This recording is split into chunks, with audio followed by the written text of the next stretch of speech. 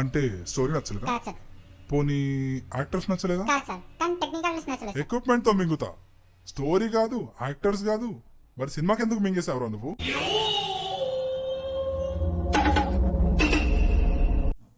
శ్రోతలకి నమస్కారం. మీరు చూస్తున్నది కేరాప్. కేరాప్ అంటే మీరు అనుకున్నది కాదు, కిషోర్ రావు.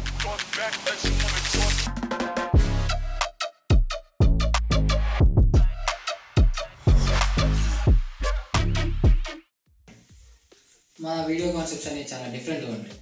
ఎప్పుడు ఏ కంటెంట్ వదులుతామో మీ ఊహకు కూడా అందరు.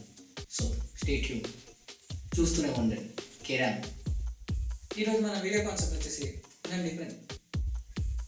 యూట్యూబ్లో వర్షం కదా ఈ టాపిక్. ఆడెవడో చేశాడన్నావు నువ్వే. ఎవరు చేసేది? సారీ, ఇది కాదు అది. నేను చెప్పేట మన టాపిక్ ఇది కాదు. ఓకే ఓకే, ఇది ఫస్ట్ టైం. ఇది ఫస్ట్ టైం. ఓకే, మాట్లాడుకున్నాం కదా, ఇప్పుడు విన్నారు కదా. మా టాపిక్ చాలా డిఫరెంట్ ఈసారి. మీరు చూసుండొచ్చు, మూవీ రివ్యూస్ చూస్తారు, ప్లేసెస్ రివ్యూస్ చూస్తారు, రెస్టారెంట్ రివ్యూస్ చూస్తారు.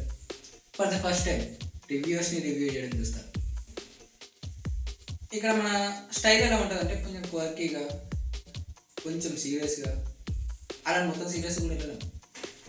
ఒక ఫన్ నోట్, అలాంటి ఒక సీరియస్ నోట్, రెండు ఉంటాయి. ఈ రివ్యూస్ ఒక ఆడియన్స్ బిహేవియర్ని ఇంపాక్ట్ చేస్తున్నాయి. దాని గురించి మాట్లాడు. ఇవాళ రేపు ఎట్లుందంటే ఒక 30% ఆడియన్స్ ఎట్లున్నారంటే స్టోరీ కోసం పోయేటోళ్ళు ఉన్నారు, డైరెక్టర్ కోసం పోయేటోళ్ళు ఉన్నారు. ఇలా చూసుకున్న వాళ్ళు చాలామంది ఉన్నారు, 30% మెంబర్స్. ఈ మిగతా 70% ఎవరైతే ఉన్నారో ఈ టెక్నికాలిటీస్ అంటారు, ప్రొడక్షన్ వాల్యూస్ అంటారు, వాటి గురించి పోతారు. నాకు అర్థం కాదు. ఈ రివ్యూస్ వచ్చినప్పటి నుంచి మన వాళ్ళకి ఈ సోకాల్డ్ నాలెడ్జ్ అని ఒకటి పెరిగిపోయింది. ఏమంటే ప్రొడక్షన్ వాల్యూస్ ఇస్తున్నాయి, గ్రాఫిక్స్ అంటాడు, కెమెరా యాంగిల్స్ అంటాడు. అవన్నీ మనకి ఎందుకు అసలు? నీకు స్టోరీ నచ్చిందా, ఎమోషన్ కనెక్ట్ అయిందా, కోర్ వాల్యూస్ నీకు ఇంపాక్ట్ చేసినాయా, అది నీకు మ్యాటర్ అసలు. నీకు ఇది కనెక్ట్ అయిన తర్వాత నీకు మిగతా నువ్వు అది కాకుండా ఫస్ట్ కెమెరా చూస్తా, విఎఫ్ఎక్స్ చూస్తా అంటే నడవదాడు. నీకు సినిమా చూస్తున్న ఎక్స్పీరియన్స్ ఉండదు. సో ఈ రివ్యూస్ వల్ల ఏమవుతుందంటే ఇప్పుడున్న మ్యాక్సిమం 70% ఎవరైతే మెంబర్స్ ఉన్నారో, ఒక మూవీ రిలీజ్ అయిందంటే ఫస్ట్ దాని టాక్ ఎట్లుంది బయట, పాజిటివ్ ఉందా, నెగిటివ్ ఉందా, చూడొచ్చా లేదా అని ఒకటి చెప్తే వెళ్ళే స్టేజ్లో దిగిపోయారు మనం. ఫర్ ఎగ్జాంపుల్ మొన్న నేను కింగ్డమ్ చూసుకున్నాను. కింగ్డమ్ మూవీకి నేను చూశాను. ఫస్ట్ డే ఈవినింగ్ వరకు ఎట్లా అంటే ఆల్మోస్ట్ ట్విట్టర్లో, ఇన్స్టాగ్రామ్లో ప్యూర్ నెగిటివిటీ వచ్చేసింది. మూవీ బాగాలేదు, ఒకటి ఛత్రపతి అంటాడు, ఒకటి పిస్తా మూవీ అంటాడు. అరే నిజంగానే అట్లుందా, ఎందుకు ఇట్లా మాట్లాడుతున్నాను? కొన్ని యూట్యూబ్ రివ్యూస్ చూసిన. ఒకడు ఏమంటాడు, స్టోరీకి స్టిక్ కాలేదు అంటాడు, ఫస్ట్ హాఫ్ మొత్తం లేపిరు, సెకండ్ హాఫ్ పండబెట్టిండు అంటాడు. ఒకడేమో ఫ్లాట్ నరేషన్ అంటాడు. ఇంకోటి ఏమంటాడు, అసలు ఇది స్పై సినిమా అంటాడు, అన్న సెంటిమెంట్ అంటాడు, కింగ్డమ్ అంటాడు, అసలు దీనికి సంబంధం ఏడుంది అని ఒకటి మాట్లాడతాడు. అరే ఏంది ఎత్తుంది, ఒకసారి చూద్దాం, మనం సినిమా చూసి మనమే డిసైడ్ అవుదాం, ఏది మనకు నచ్చిందా లేదా డిసైడ్ అవుదాం. నేను చూసిన కింగ్డమ్.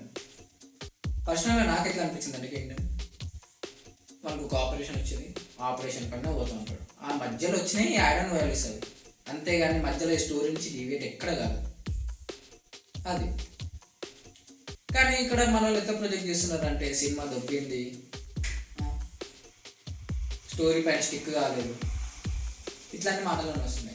ఈ మాటల వల్ల ఎవరైతే ఆ రివ్యూస్ని ఫాలో అవుతున్నారో సినిమాకి వెళ్ళడం మానేసి, దీనివల్ల వాళ్ళేం లూజ్ అవుతున్నారు.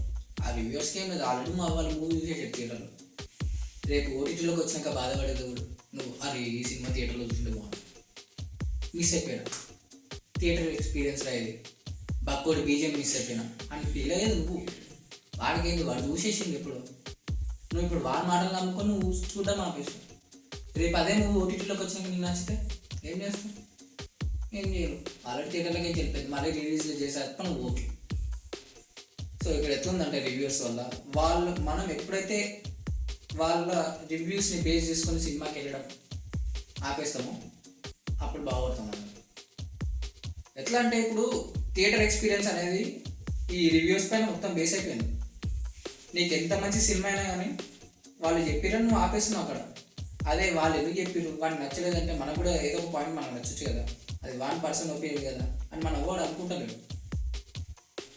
సో నువ్వు వాడిని వదిలేసి అసలు వాడు సెకండ్ ఇయర్, అసలు నీకు చెప్పిండు వాని ఒపీనియన్ చెప్పిండు అక్కడికి వదిలేసే. వాని ఒపీనియన్ వాడికి నచ్చలేదు, నీకు నచ్చవచ్చు కదా, అది నువ్వు వెళ్ళి డిసైడ్ కదా.